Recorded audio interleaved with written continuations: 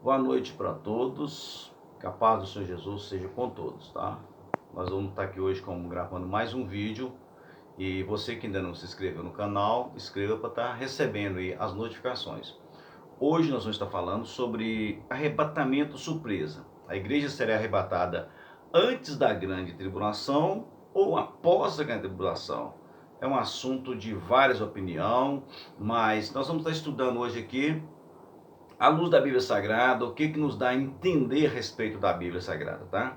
Eu vou estar fazendo pouco uso da Bíblia aqui, eu vou estar fazendo mais citações, porque para que o vídeo não fique tão longo, né? São várias passagens da Bíblia que nós vamos estar citando sobre elas aqui, tá? E é um assunto que talvez não vai te impedir, não impede ninguém quanto à salvação, tá? Eu já vou adiantar que poucas pessoas querem passar a grande tribulação aqui, tá? Então, para nós entender bem à luz da Bíblia Sagrada, para nós entendermos o que é arrebatamento da igreja e o que é vinda de Cristo, se você não for um estudante da Bíblia e não entender o que quer dizer povo gentil e o povo de Israel, fica muito difícil de você entender o que é arrebatamento da igreja e o que é a vinda de Cristo.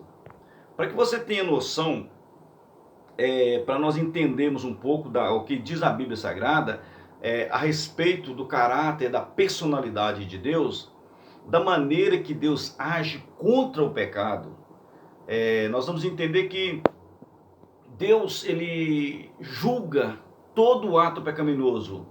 Toda consequência do pecado é a condenação da parte daquele que é santo, daquele que é o Deus Todo-Poderoso. Ele não pactua com o pecado.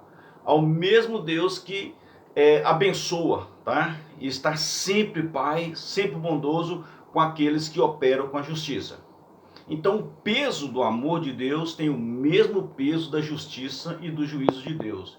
Deus, ele é imutável, não há nele sombra de variação. Não existe momento que Deus está de bom humor ou algum momento que ele está de mau humor. Ele não muda. Deus é amor, mas Deus é justiça. Então vamos aqui para algumas passagens bíblicas para nós entender a respeito da grande tribulação e a respeito de arrebatamento da igreja. Entenda você que quando Caim, antes de Caim matar Abel, Deus propôs para Caim o mesmo que estava proposto para Abel. Quando Abel ofereceu um sacrifício de cordeiro e o Senhor atentou para o sacrifício de Abel, não foi por causa do cordeiro, por causa da pureza do coração de Abel, por causa do caráter, da santidade de Abel. Ao passo que Deus vira para Caim e fala: por que iraste, Caim? Por que mudou o seu semblante? Se procederes bem, não haveria aceitação para ti? Ou que seja, a rejeição não foi do sacrifício, mas o coração de Caim. E a proposta, ao que Deus vira para Caim fala é: mas se você não proceder bem, o pecado está aí às portas. E o que Caim escolheu? O caminho da morte. Em seguida sai e mata Abel. O que tem a ver isso com o arrebatamento da igreja? Eu estou falando sobre justiça de Deus, punição de Deus. A partir dali, Deus vai punir Caim após ter oferecido ele a oportunidade da salvação. A justiça de Deus, ela é desde Gênesis a Apocalipse. Quando você vai para o livro em Gênesis, quando você chega em Noé, quando Deus vai destruir a raça humana, vai destruir tudo que fez, ele vai virar para Noé que a imaginação do pensamento do homem é mal desde a meninice. Vou destruir com tudo que fiz. Mas Noé achou graça aos olhos de Deus. Deus não destrói Noé junto com o povo antediluviano. Deus separa Noé. Deus nunca, na história bíblia, Deus puniu um justo Deus nunca determinou juízo sobre um povo justo. Entenda isso. Deus destrói o povo antediluviano, mas tira Noé, um símbolo do arrebatamento. A arca com a família de Noé.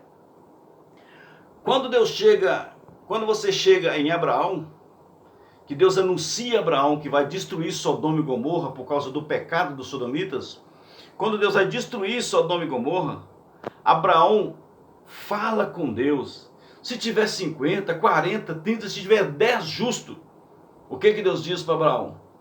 Se lá tiver 10 justos, Abraão, eu não destruirei Sodoma por amor a esses 10 justos. Sodoma só tinha Ló e as suas 2 filhas, porque a mulher não era justa. Os 3 que tinha em Sodoma, Deus enviou anjo e tirou antes de subverter Sodoma e Gomorra. Deus executou juízo em vários povos. Deus disse para Abraão em Gênesis: olha, Abraão, só a sua 4ª geração é que volta para aqui, para Canaã. Primeiro eles serão afligidos 400 anos em terras que não são deles.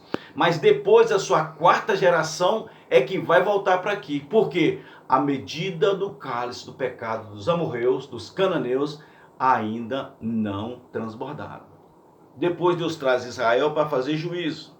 Deus destrói Jericó, Nínive, Moabe, os edomitas, os amalequitas e o povo de Israel. Quando você vai ler o livro de Juízes, você vai ver o tanto que Deus destruiu o povo de Israel, vendia e resgatava por causa do erro. Quando você chega no Novo Testamento, até chegar o Novo Testamento, Deus executou juízo de uma forma, da Bíblia de Gênesis até Apocalipse, até Mateus, você vai ver o tanto que Deus executou juízo sobre povos pecadores. Quando chega no livro de Mateus, Jesus começa a falar agora as suas parábolas, falando de escatologia. As parábolas de Jesus são escatológicas.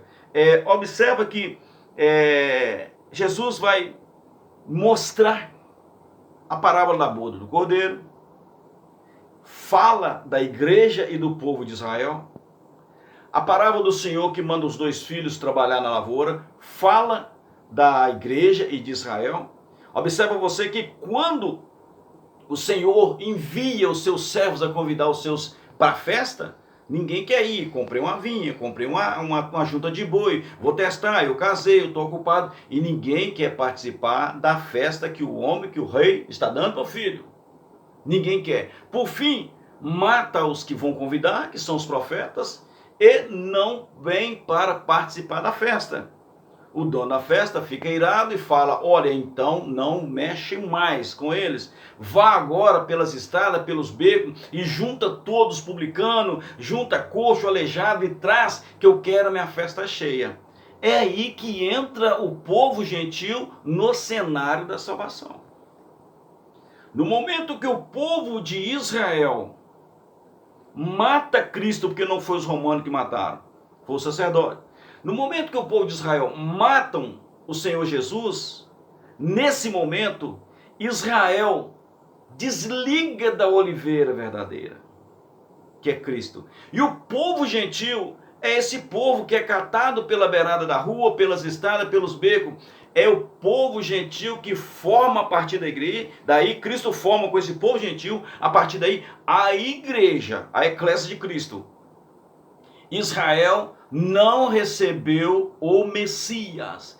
Eles esperavam um Cristo, um ungido, vindo de Davi, da descendência de Davi. Para quê? Para recuperar a economia de Israel, para recuperar o poder de exército de Israel, para colocar Israel como nação suzerana novamente, para trazer Israel a nação que era nos tempos de Davi e nos tempos de Salomão.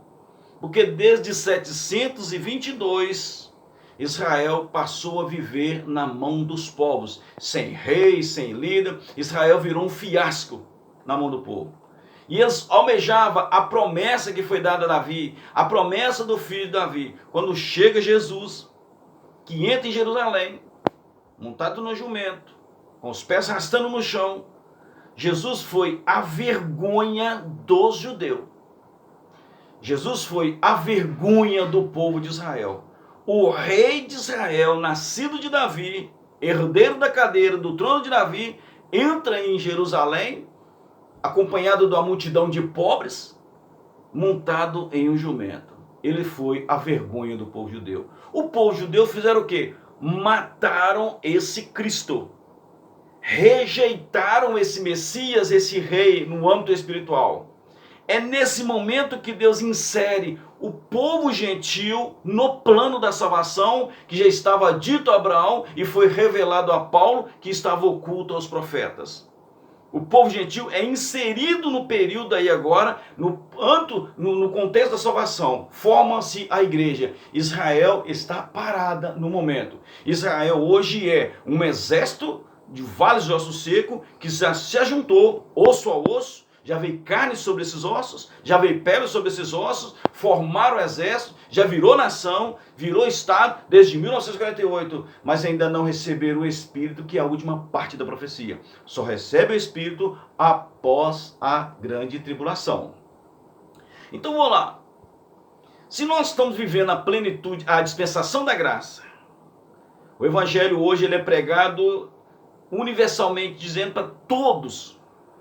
O Evangelho está alcançando esses que são chamados publicanos, meretrizes. Se o Evangelho está sendo pregado agora ao povo gentil, o que vive Israel hoje? Jesus é um profeta, Jesus foi um grande homem, um homem iluminado, mas não o Filho de Deus. E a igreja aceitou, o povo gentil aceitou esse Messias, gente. O povo gentil hoje aguarda a vinda desse Messias. Mas Jesus vira, na própria palavra de Jesus, quando o seu Senhor manda os dois filhos trabalhar, o primeiro fala que vai, o primeiro fala que não vai, depois arrepende e vai. O segundo fala que vai e não vai. Aí Jesus pergunta, quem foi certo? Ao primeiro, que disse que não ia, arrependeu e foi. O segundo disse que ia e não foi. Aí Jesus fala, tá vendo? Assim são os publicanos, os meretrizes, porque vocês viram João Batista, vocês viram os sinais, vocês viram o precursor e não quiseram. Mas o povo gentil, eles disseram que não ia, viram, disseram que não queriam, não criam, mas depois arrependeram e creram. E vocês viram e não creram. Em verdade, eu vos digo que os publicanos e as meretrizes entrarão diante de vós no reino de Deus. Então agora, para nós abrir aqui um leque na nossa mente. Se você acha que a igreja vai passar pela grande tribulação aqui, embora você tenha que anular algumas figuras de linguagem na Bíblia que diz respeito a isso, eu te pergunto, qual seria o critério de Deus quanto à salvação? Porque as pessoas focam muito na mente com igreja, igreja, igreja, igreja, igreja, e foca na igreja viva. A igreja do arrebatamento, a igreja que será como a areia do mar, a noiva do Cordeiro, que será como a areia do mar, ela é composta de corpos que estão dormindo no pó da terra, gente.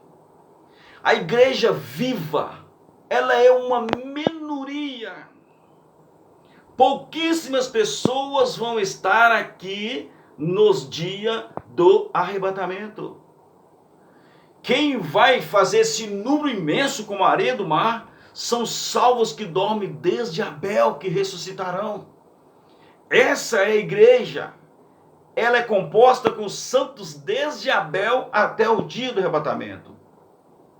Agora imagina você, se esse Deus que é justo, se esse Deus que é santo, se esse Deus que não faz, não flexibiliza para ninguém, do jeito que ele traz a salvação para um, ele traz para outro. Você acredita que a salvação que é oferecida para você, ela é oferecida da mesma forma para mim? Da mesma forma que foi para Moisés? Da mesma forma que foi para Abraão? Da mesma forma que foi para o ladrão da cruz? A salvação ela é oferecida a todos de uma maneira só. Deus é justo. Agora entenda comigo. Imagina você. Vamos supor que a grande tribulação no conhecimento de Deus, na sua presciência, a grande tribulação vai começar amanhã. Eu e você somos servos do Senhor há 50 anos. O nosso padrão de espiritualidade, de santidade, iguala. São idênticos. E amanhã vai começar a grande tribulação. Porém, hoje, o Senhor tira a vida de um de nós, ou minha ou sua. E amanhã, aquele que ficar aqui é inserido na grande tribulação. Qual é o critério que Deus está usando aqui? Eu estou apto a ser salvo, desço a sepultura. O outro que também é apto a ser salvo, não desce a sepultura e passa pela grande tribulação. Jesus disse que haverá angústia na terra como nunca houve, desde que há pessoas no planeta Terra. Nunca houve angústia como vai haver. Sendo que as outras angústias que houve, Deus tirou o povo santo. Agora, como que Deus ia inserir esse povo nessa grande tribulação para ser salvo? Sendo que a maior parte da igreja, principalmente quase que toda a igreja, é a que dorme no pó da terra, que já descansou das suas obras, descansou dos seus trabalhos, suas obras acompanham. São chamados de bem-aventurado. Agora, por que ele vai submeter à grande tribulação essa pequena parte de vivos? Diferenciar a salvação desse grupo vivo com o grupo que dorme. Que Deus é esse? Que critério de salvação é esse? Para aqueles que já dormem estão garantidos a salvação, mas os que estão vivos em santidade têm que passar pela grande tribulação. Esse não é o perfil de Deus. Esse não é o caráter de Deus. Agora, eu te pergunto, Apocalipse capítulo 3, versículo 10. Jesus diz: como guardaste a palavra da minha paciência, eu também te guardarei da hora da tentação, que há de vir sobre a terra para tentar todos que habitam na terra. Deus disse para Jeremias no capítulo 5, Jeremias quis orar para Jerusalém, para que o povo para Deus arrepender e perdoar Jerusalém. Deus disse no capítulo 5 para Jeremias, no versículo 1, Jeremias, dai volta na cidade, olha pelas ruas e pelas praças, vê se você conhece, vê se você acha um justo, alguém que pratique a justiça. Se tiver, eu perdoo Jerusalém. Não tinha. Deus nunca destruiu um justo misturado com o pecador. Então, a grande tribulação, meu querido, ela é o maior cálice da ira de Deus sobre a terra. Quando os antediluvianos transbordaram o seu cálice, Deus derramou a ira.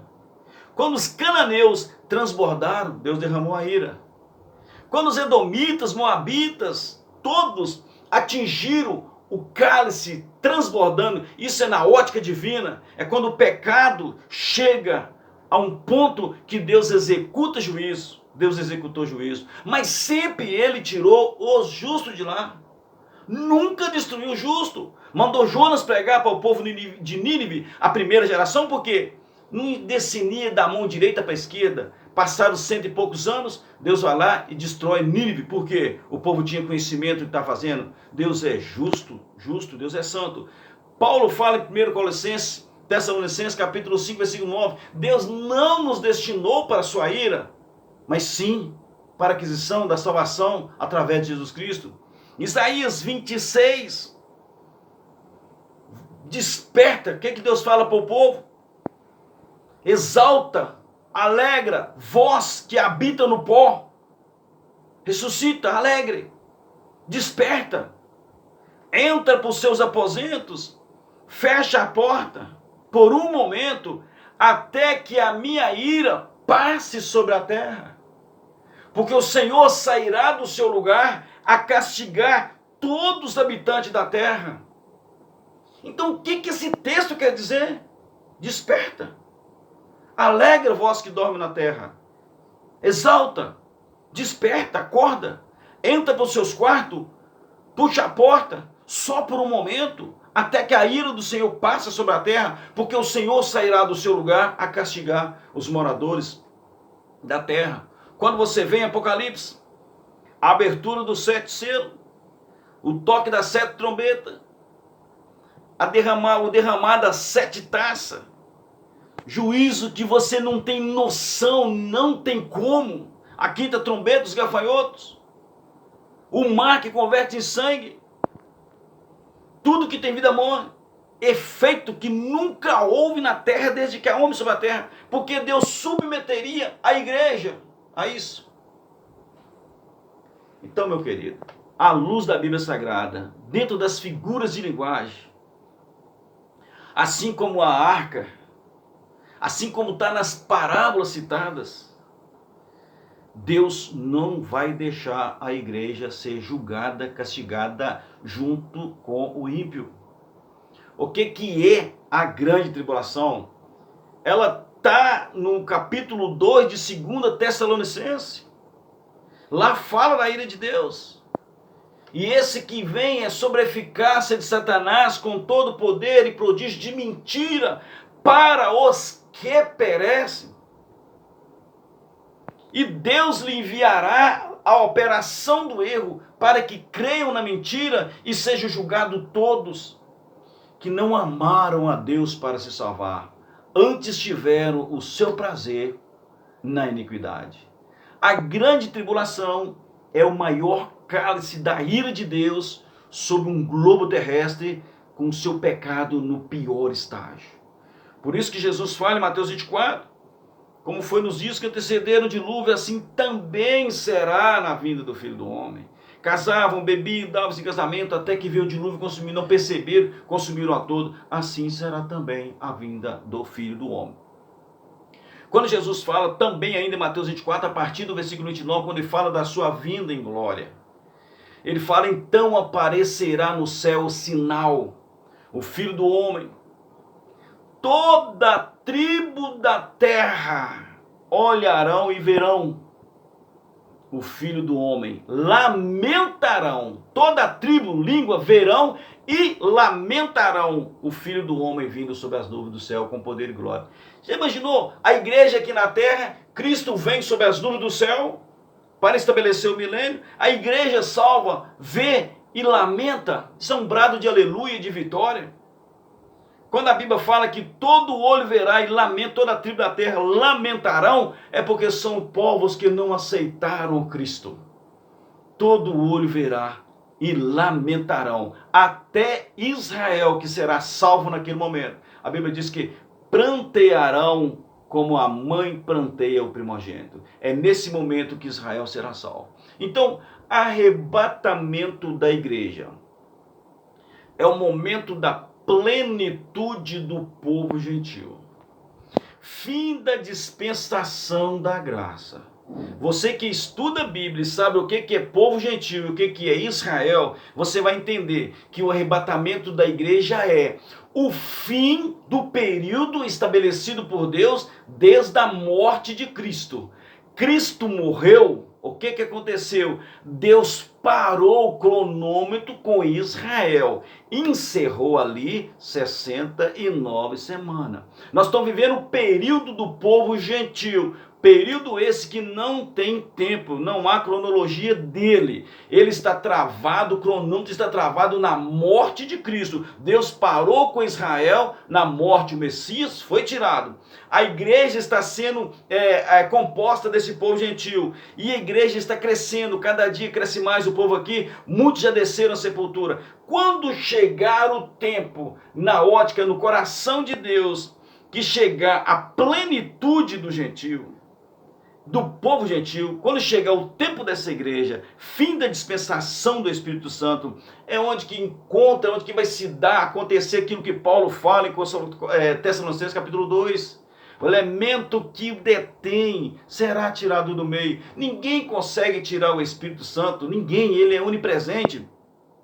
Mas da dispensação, esse convencer do pecado, da justiça e do juízo, ele vai encerrar essa dispensação. O curso do pecado será liberado. Por isso que Paulo fala, só tem um que o detém, para que o seu tempo seja manifesto, até que seja tirado do meio. Então será revelado o iníquo. Nesse momento, a igreja é arrebatada nesse momento. vai acontecer a largada do império do anticristo, o último governo, começa 7 anos de Deus tratando com Israel, purificando Jerusalém, purificar o santo do santo, dar fim ao pecado, selar a visão, selar a profecia e vai salvar Israel nesse período. Quando o anjo aparece no Monte das Oliveiras, que Jesus é assunto ao céu, após a ressurreição, após 40 dias, que ele é levantado, elevado até as nuvens, que o anjo aparece, o anjo fala para varões galileus, o anjo não está falando para a igreja. O anjo fala para o povo de Israel, varões galileus, por que estáis olhando para o alto? Esse mesmo Jesus que dentre vós foi recebido em cima no céu, do mesmo jeito que vocês viram subir, vocês vão ver descer. E a Bíblia diz que ele vai descer, Zacarias, que ele vai tocar os pés sobre o Monte das Oliveiras. E quando Paulo fala em Tessalonicenses, capítulo 5, quando Paulo fala sobre o arrebatamento da igreja, Paulo fala, nós não precederemos os que dormem. Os mortos ressuscitarão primeiro. E nós que ficamos vivos seremos transformados num abrir e fechar de olho e juntos subiremos a encontrar com o Senhor nos ares. Israel espera Cristo voltar e tocar os pés na terra.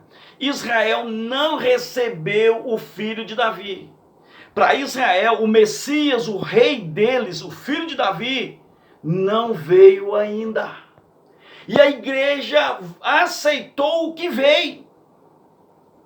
Como Israel não aceitou o que veio, a igreja aceitou. Israel matou o que veio. E a igreja aceitou o que veio. Só que Deus vai tratar com Israel antes de trazer para Israel o Messias que eles ainda esperam. Antes que Deus trata com Israel na grande tribulação e tragam para eles o Messias que eles esperam, Deus tira a igreja que aceitou o Messias que veio. A igreja não tem que passar pelo castigo que Israel vai passar por não ter aceitado o Messias que veio. A igreja será tirada antes porque ela aceitou o Messias que veio. E Deus vai tratar com Israel na grande tribulação, purificar, salvar, para trazer o Messias que eles esperam. Aí Cristo vai reinar com Israel 1000 anos. Aí Israel vai bater no peito cheio de orgulho, porque o rei que domina o mundo é rei do judeu. Ninguém tem um rei no mundo a não ser quem? Israel. O homem que governa, que rege com vara de ferro, que governa o mundo é quem? Rei dos judeus. 10 pessoas de todas as línguas vão pegar na hora de um vestido de judeu e vão dizer, eu quero ir com você até Jerusalém, eu quero conhecer o seu rei e aprender as coisas que discernem a ele, diz respeito a ele, porque de lá de Jerusalém vai sair a lei, de lá sai o domínio. Então Deus vai dar muito mais a Israel do que Israel espera. Israel esperava um rei igual Davi, que restaurasse a economia, que restaurasse o império, que voltasse a Israel ter dignidade no mundo. E Deus vai dar a Israel um rei único no mundo. O único rei do mundo será de Israel. Porém, antes eles serão tratados durante a grande tribulação. Então, meu querido, para você entender o que é arrebatamento da igreja, o que é vinda de Cristo, é preciso que estude sobre Israel e sobre a igreja. Israel ainda aguarda Cristo ungido. Israel, a igreja aceitou. Israel não aceitou o convite da boda. A igreja aceitou. A igreja vai casar com o Cordeiro. Ela é a noiva. Ela é a noiva de Cristo. Ela vai passar 7 anos de boda, 7 anos de festa. Enquanto isso, Israel é tratado 7 anos aqui na terra. Depois dos 7 anos, Cristo salva Israel, mas Israel não passará pela boda. Por isso que Jesus disse, os publicanos e as meretrizes entrarão adiante de vós no reino de Deus. Então, arrebatamento surpresa é uma coisa e vinda de Cristo é outra. A igreja do povo gentil aguarda ser arrebatada, tirada da terra Israel espera a vinda. Israel não aguarda ser tirado. Israel não aguarda subir com o Messias. Israel não aguarda encontrar com Cristo nos ares. Não tem nenhuma profecia dessa para Israel. Israel aguarda Cristo voltar e reinar para eles, tá? Portanto, à luz da Bíblia Sagrada, a igreja não passará a grande tribulação aqui. Que Deus te abençoe.